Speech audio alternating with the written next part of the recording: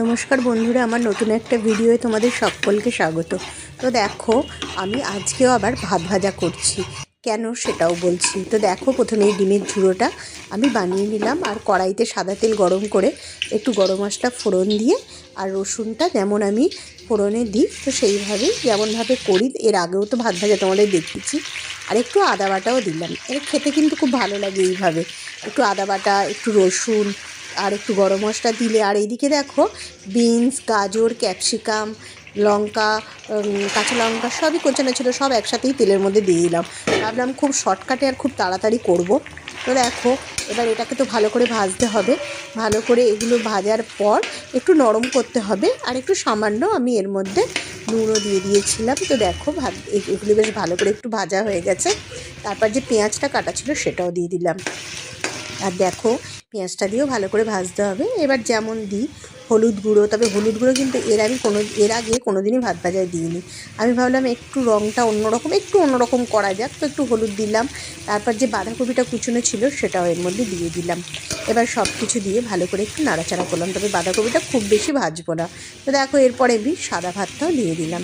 তো সাদা ভাতটা দিয়েও ভালো করে নাড়াচাড়া করতে থাকলাম। আর দেখো, হলুদটা একটু দিয়েছি বলে ভাতের কালারটা কি দারুণ এসছে। আমি এর আগে কিন্তু কোনো দিনই হলুদ দিইনি, তো কালারফুল সবজি থাকে বলে সাদাই বানাই। তো দেখো, ভাত ভাজাটা কি সুন্দর লাগছে দেখতে। আর জানো তো, আমার ছোটোবেলাকার কথা মনে পড়ে যাচ্ছে।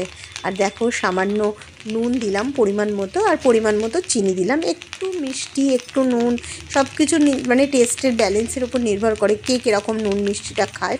তবে একটু সামান্য মিষ্টি দিলে এটা খেতে খুব ভালো লাগে। আর লাস্টে আমি একটু বাঁধাকপি এটা একটু ছড়িয়ে দিলাম। প্রথমে একটু সবজি ভাজার সময় দিয়েছিলাম, আর লাস্টে একটু, আর পেঁয়াজ পাতা কেটে রেখেছিলাম সেটাও দিলাম। তো জানো তো, ছোটোবেলা আমরা যখন স্কুলে পড়তাম, আমার একটা নন বেঙ্গলি বন্ধু ছিল।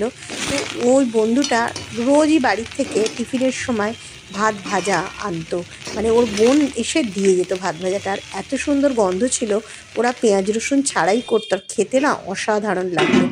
আর দেখো, ডিমের ভুজিয়াটাও যে বানিয়ে রেখেছিলাম সেটাও দিয়ে দিলাম।